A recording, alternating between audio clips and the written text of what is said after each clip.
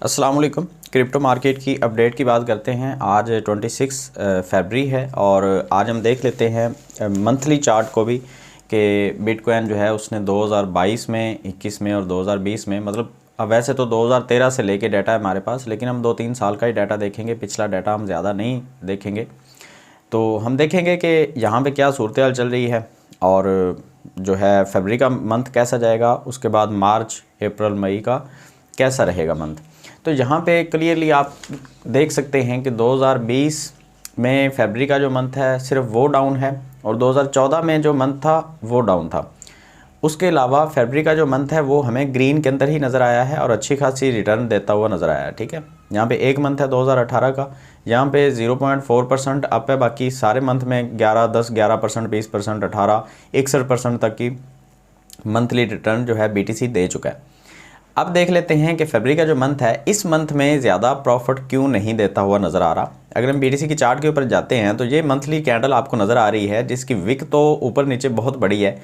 वैसे कैंडल के परसेंटेज की बात करें तो कैंडल तो ऑलमोस्ट 18% की है विक के साथ, लेकिन वैसे अगर देखा जाए तो कैंडल की जो बॉडी है वो बहुत ही छोटी है। आप ये देखें, बॉडी की बात करते हैं तो बॉडी ऑलमोस्ट 0.2% आप कह सकते हैं, बॉडी बहुत छोटी है अभी। तो इसकी वजह क्या है? एक तो वजह ये है कि आप देख सकते हैं कि 2015 से लेके 2019 तक हर मंथ जो है जनवरी का, उसमें अच्छी खासी गिरावट देखने को मिली। उसके बाद क्योंकि जब मार्केट क्रैश करती है उसके बाद पंप आता है, तो आप देख लें कि फरवरी के मंथ में जो है वो पंप आया। यहाँ पे 2020 में 29% मार्केट ने जंप किया, तो उसके बाद थोड़ा सा डंप आ गया। 2021 में दोनों मंथ में ही मार्केट ने पंप किया। यहाँ पे 2022 में 16% डाउन थी और 12% अप चली गई फरवरी के मंथ में। और जहाँ पे अभी हम अगर देखते हैं 2023 में तो 43% का पंप हमें दिखा रही है मार्केट। ये देखें, इतनी बड़ी कैंडल बनी है। तो उसके बाद एक मूविंग एवरेज की एक टक्कर भी बन गई है। ये 50 की मूविंग एवरेज है जो आपको नज़र आ रही है, और इस मूविंग एवरेज से अगर मार्केट नीचे ही क्लोज़ हो जाती है, जो कि मुझे लग रहा है कि क्लोज़ हो जाएगी नीचे ही, तो अगर ऐसा होता है कि ये मार्केट नीचे क्लोज़ होती है तो क्या होगा, दोबारा से मार्केट हमें थोड़ी बहुत करेक्शन करती हुई नज़र आएगी। वो कहाँ तक है वो मैं आपको वीडियो के एंड तक बता दूंगा, सारा कुछ समझा दूंगा। आगे चलते हैं, मार्च के मंथ की अगर बात करते हैं तो मार्च का मंथ आपको ज़्यादातर जो है वो डाउन ही नज़र आ रहा है। ठीक है, तो यहाँ पे भी हो सकता है कि मार्च का मंथ इस दफ़ा भी हमें जो है वो रेड ही दिखाए।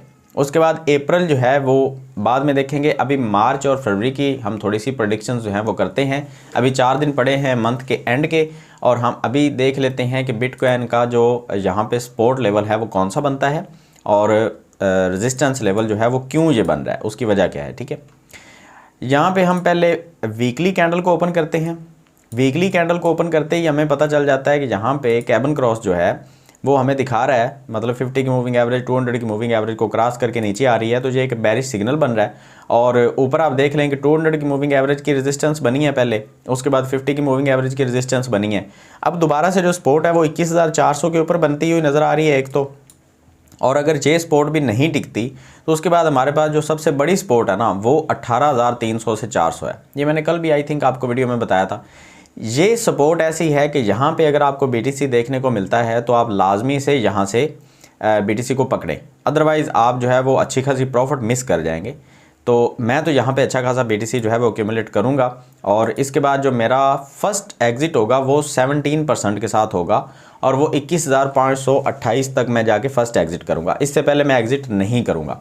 उसकी वजह यह है कि BTC वैसे तो ऊपर जाना ही था अगर डॉलर का इंडेक्स हमें जो है वो सही तरीके से परफॉर्म करता हुआ नज़र आता।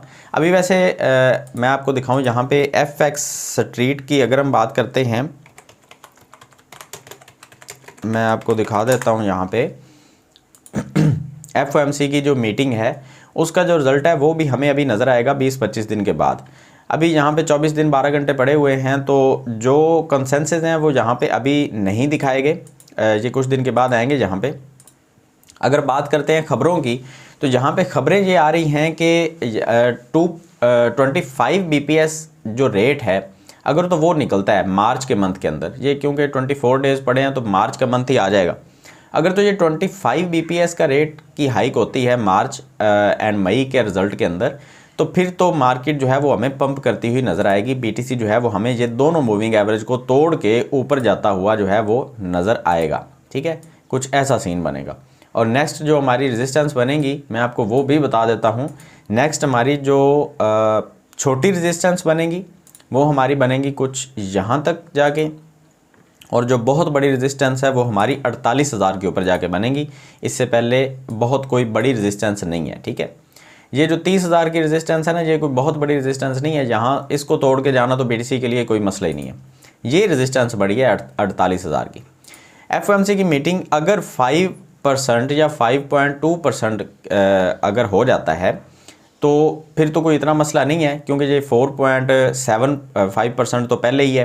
तो 25 बीपीएस तक अगर बढ़ता है तो कोई इतनी बड़ी प्रॉब्लम नहीं है। लेकिन अगर ये 75 बीपीएस अगर बेस पॉइंट बढ़ते हैं तो फिर एक प्रॉब्लम आएगी कि मार्केट जो है वो हमें जो बीटीसी है वो हमें इस पॉइंट तक देखने को मिलेगा 18,300-400 की रेंज में। इसलिए मैं कह रहा हूँ कि आपने बीटीसी को लेके तैयारी रखनी है। यूएसडीटी आपके तैयार होने चाहिए, और पाकिस्तानी करेंसी आजकल वैसे भी रखने का कोई फ़ायदा नज़र नहीं आ रहा, क्योंकि दिन ब दिन वैल्यू डाउन ही होती जा रही है। तो पैसा डॉलर में अगर हम थोड़ा सा सेव कर पाएँ तो वो ही हमारे लिए कुछ गनीमत है।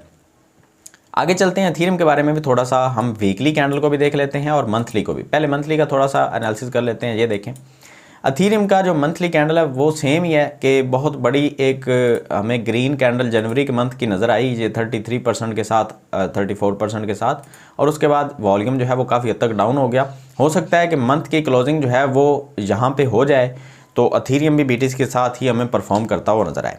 ठीक है, बीटीसी के अलावा, एथीरियम के अलावा जो कॉइन्स मेरे जो फेवरेट कॉइन्स हैं उनमें अगर लॉन्ग टर्म की बात करें तो मैं आपको अपनी बहुत सारी वीडियोस में ऑलरेडी बता चुका हूं कि ये कोनो जो है इसको मैं बहुत पसंद करता हूं। ये बहुत ही मेरा फेवरेट कॉइन है और इससे मैं अक्सर ही प्रॉफिट लेके जाता हूं।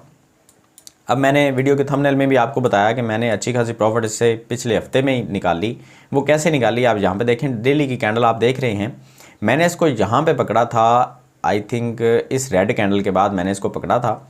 तो आप देख लें, इसको मैंने जब बेचा है तो यहाँ पे पकड़ा था मैंने इसको 0.025 के ऊपर, और मैंने इसको बेचा था यहाँ पे 19% की प्रॉफिट के साथ यहाँ पे जाके। ठीक है, उसके बाद हालांकि एक और पंप आया था जो 45% का पंप था, लेकिन मैं उसको नहीं पकड़ पाया। मैं यहाँ पे एग्जिट हो गया था क्योंकि मेरी स्ट्रैटेजी यही थी। अच्छा, उसके बाद मैंने इसको पकड़ा है। फिर जब ये नीचे आई है कैंडल तो यहाँ पे उसके बाद थोड़ी सी मार्केट डाउन गई, तो हमारे पास इंटरनेट का इतना ज़्यादा इशू था कि मैं दोबारा इसको ख़रीद नहीं पाया और मैंने होल्ड करके रखा हुआ था। मैंने बेचा नहीं, मैंने कहा चलें कोई मसला नहीं है, दोबारा बेच लेंगे। तो मैंने इसको यहाँ पे 33.3 के ऊपर जाके मैंने इसको फिर 19% की प्रॉफिट के साथ बेचा है। तो ये कोनो जो है ना, इसके अंदर ये आपको बड़ी बड़ी विक्स नज़र आती हैं। पिछले दिनों में ये जो एक बहुत बड़ी कैंडल आपको नज़र आ रही है, इसकी आप प्रॉफिट ज़रा चेक करें। यहाँ पे 290% तक की प्रॉफिट अक्सर लोगों ने यहाँ पे कैच आउट की है। लेकिन आप 80% का ही लगा लें, आप 70% का ही लगा लें तो थोड़ी प्रॉफिट नहीं है। कोनो जो है वो बहुत ही ज़बरदस्त कॉइन है, और मैंने आपको अक्सर अपनी वीडियोस में ये भी बताया है कि अभी क्योंकि ये बाइनांस के ऊपर लॉन्च नहीं हुआ और काफ़ी सारी मार्केट्स के ऊपर ये लॉन्च नहीं हुआ, तो इसके अंदर बहुत पोटेंशियल है अभी भी। और यहाँ पे डेली की कैंडल के ऊपर आप देख सकते हैं कि 50 की मूविंग एवरेज से मार्केट अभी ऊपर है, 200 की मार्केट से जो मूविंग एवरेज है उससे भी मार्केट ऊपर है।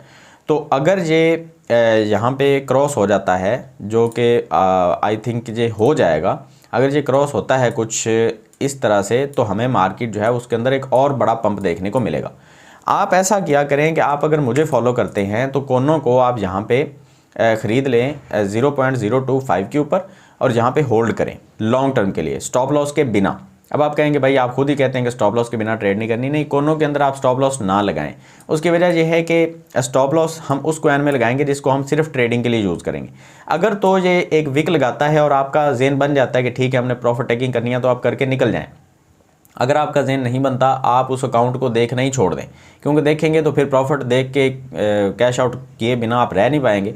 तो आप ऐसा करें, उस अकाउंट को देखना ही छोड़ दें और इस कॉइन को आप 2-3 साल के लिए छोड़ दें। ये कॉइन आपको अच्छी खासी प्रॉफिट दे के जाएगा। और आप देख सकते हैं कि मार्केट में हमें एक रिकवरी तो नज़र आ रही है। खैर यहाँ से अगर हम देखते हैं तो एक डाउन ट्रेंड हमें नज़र आ रहा था, और अगर हम यहाँ पे देखते हैं तो यहाँ से हमें एक बहुत बड़ा एक अप ट्रेंड जो है वो भी देखने को मिल रहा है। तो कोनों के अंदर इन्वेस्टमेंट की जाए तो बहुत ही प्रॉफिटेबल हमारे लिए रहेगी। बाकी कॉइन्स के बारे में भी मैं आपको एनालिसिस देता रहता हूँ अपने इस चैनल के ऊपर भी, दूसरे चैनल के ऊपर भी। तो कोनों के अंदर आप लॉन्ग टर्म के लिए इन्वेस्ट कर सकते हैं, एथीरियम के अंदर भी कर सकते हैं, लेकिन एथीरियम के अंदर इन्वेस्टमेंट आप अभी मत कीजिएगा। शंघाई अपडेट के बाद आप जो है एथीरियम के अंदर अपडेट कीजिएगा, जो है वो इन्वेस्टमेंट कीजिएगा, और वो मैं आपको बता दूंगा कि कब आपने करनी है, किस पॉइंट पे करनी है, और कहाँ पे आपने एंट्री लेनी है, कहाँ पे आपने एग्जिट करना है। ठीक है, तो एथीरियम की अभी जो सपोर्ट बनती है वो एथीरियम की सपोर्ट बहुत बड़ी जो सपोर्ट है वो बनेगी 1174 के ऊपर। अगर हम वीकली कैंडल के ऊपर आते हैं तो आपको यहाँ पे क्लैरिटी मिल जाएगी। 1170-80 के ऊपर आपकी एक सपोर्ट बनती है, 60 के ऊपर, 1160 के ऊपर। और जो फर्स्ट हमारा एग्जिट बनता है वो हमारा बनेगा कुछ यहाँ पे आके 1962 के ऊपर। तो ये हमारी अच्छी खासी परसेंटेज की प्रॉफिट बनती है। मैं आपको दिखा देता हूँ, यहाँ पे ये 57% की प्रॉफिट बनती है। अगर एथीरियम आपको दोबारा से नीचे देखने को मिलता है तो 1160-70 के ऊपर आपको लाजमी ख़रीदना चाहिए। अगर आप एथीरियम यहाँ पे भी ख़रीद लेते हैं तो कोई इतना बड़ा मसला नहीं है, लेकिन अभी क्योंकि अपडेट होनी है, सप्लाई मार्केट में कुछ आएगी, उस सप्लाई के आने की वजह से क्रैश कर सकता है एथीरियम, थोड़ा बहुत डंप कर सकता है। तो आप जो है वेट कीजिए 1170-80 के ऊपर, आप 60-70-80 के ऊपर आप इसको पकड़ें, और अगर मज़ीद नीचे की विक लगती है तो 800-900 के ऊपर तो आप एथीरियम को कभी छोड़ें ही ना। तो खैर आज की वीडियो में फ़िलहाल इतना ही, मिलते हैं नेक्स्ट वीडियो में। याद रखिएगा, अल्लाह हाफिज़।